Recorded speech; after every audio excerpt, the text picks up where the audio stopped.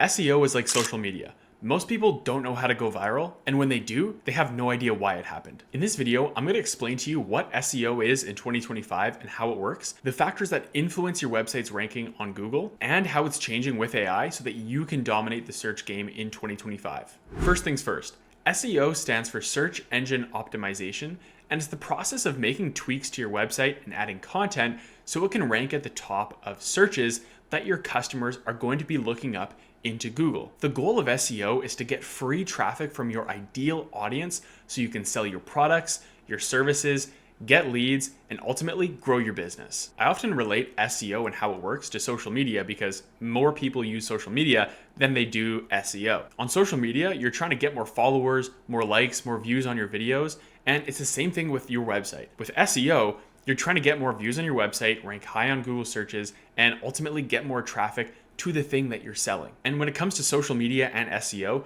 most people have no idea how it works, how the algorithm functions, why some content gets more views than other content. And so in this video, I'm about to show you how SEO works, why your content gets views, why it doesn't get views, how you can fix it so that again, in 2025, you can dominate the search engine rankings in your industry. So how does your website actually show up on Google?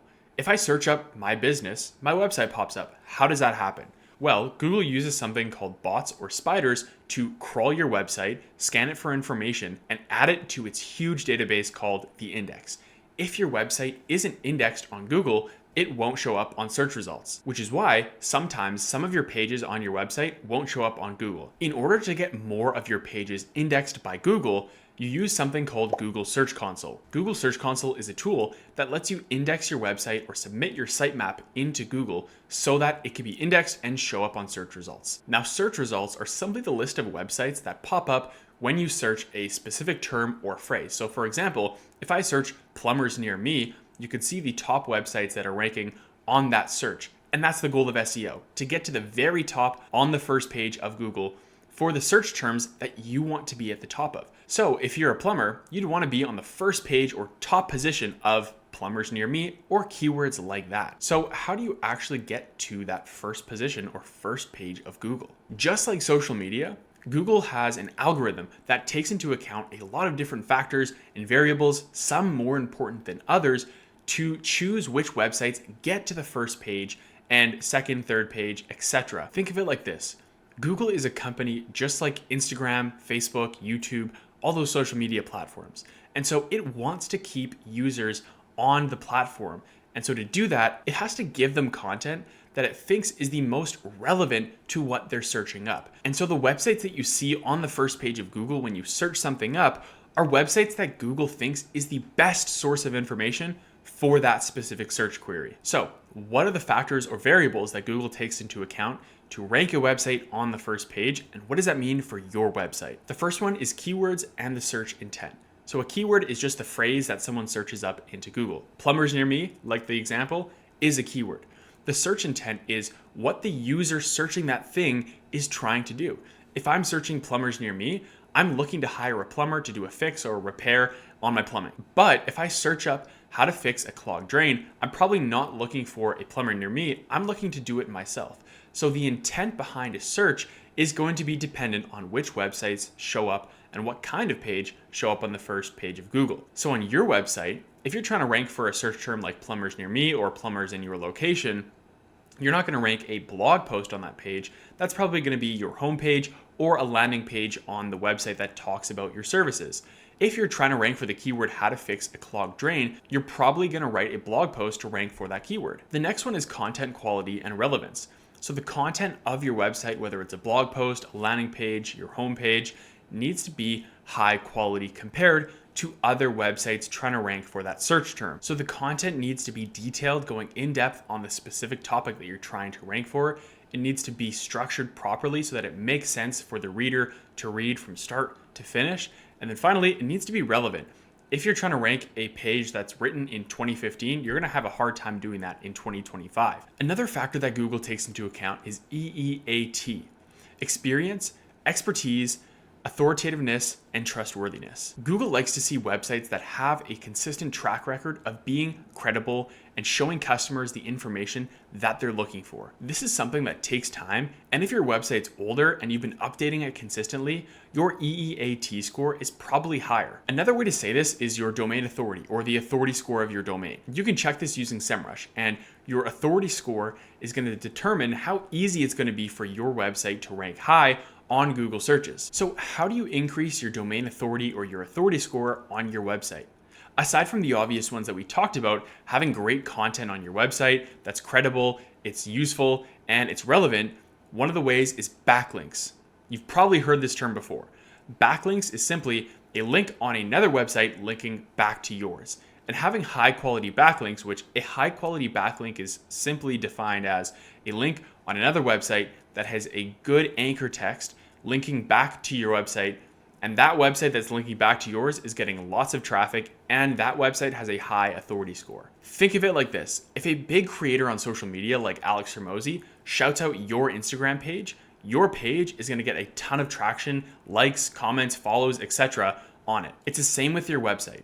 If a big website that's getting tons of organic traffic and has a large authority score on Google shouts out your website with a backlink, Google is going to see that and they're going to favor your website because of it. One last variable I'll touch on, which there's many more, but this is a big factor when it comes to SEO, is your user experience on the website. People nowadays need to get the content that they want quickly and in short spurts. And so in order to do that, you want to break up your content in a way and order it in a meaningful way for your customers so they're more engaged on the website and spend more time on it as a result. So now that you have a basic overview of what SEO is and how it works, I want to talk about how it's working in 2025 compared to previous years, what you need to know if you're doing SEO on your website, and how factors like AI are affecting your website right now. So you probably noticed over the past couple months, Google looks a little bit different. When you search something up into Google, there's an AI generated summary at the top. So it shows results and summaries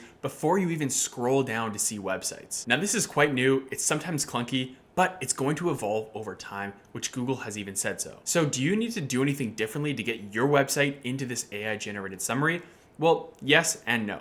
Google is still taking into account the factors that I've talked about earlier in this video, like your domain authority, EEAT, etc., to rank at the top of Google, and it's using those websites in the AI generated summary.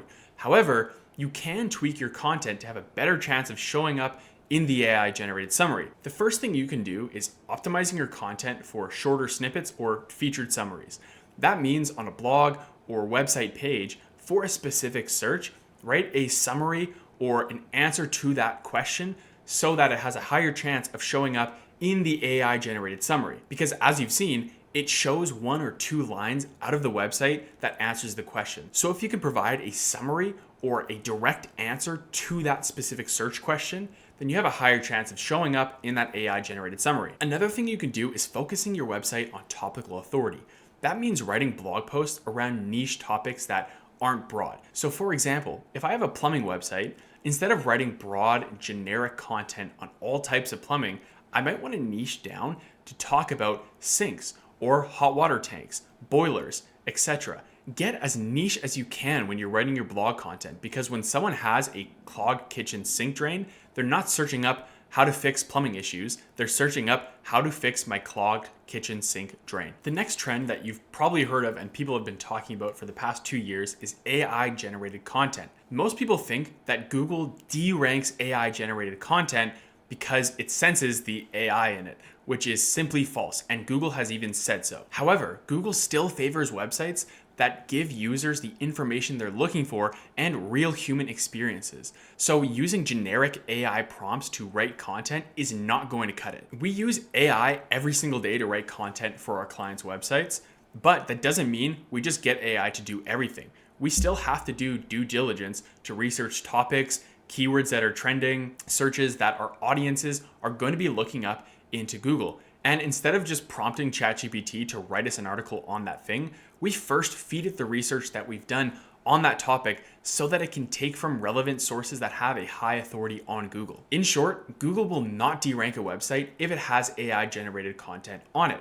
However, it will de-rank a website if it doesn't think it's a good source of information for that specific trend or topic. If prompted the right way and fed research first, you can save dozens of hours writing website content. And I've got a full video on how I do that. I'll put it in the top corner so you guys can check that out. So now that you know what SEO is, how it works, and what the trends are for 2025, how do you blow your website up on Google this year? First things first, make sure your website has all the necessary information it needs to be indexed by Google. And I'll put my 10-step SEO checklist in the top corner so that you guys can go through that yourselves one by one. Second is the quality of your content.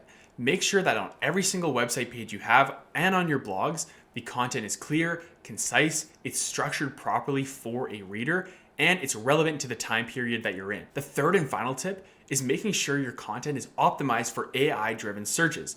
That means, first of all, making sure the content is niched down enough that it'll show up on a search that's relevant to the user. Instead of saying how to fix plumbing issues, say how to fix a clogged kitchen sink drain. And when it comes to the content itself, make sure that it's clear, concise, and structured properly so that the user has a good experience reading the blog post and is engaged the whole time. As well, make sure that within the blog post you have a summary answering the question in 1 or 2 lines so that it has a higher chance of showing up on that AI generated summary. So I hope you guys enjoyed this video. Again, this is just the tip of the iceberg when it comes to SEO on your website. If you want to see more content, check out the rest of the channel and I'll catch you in the next one.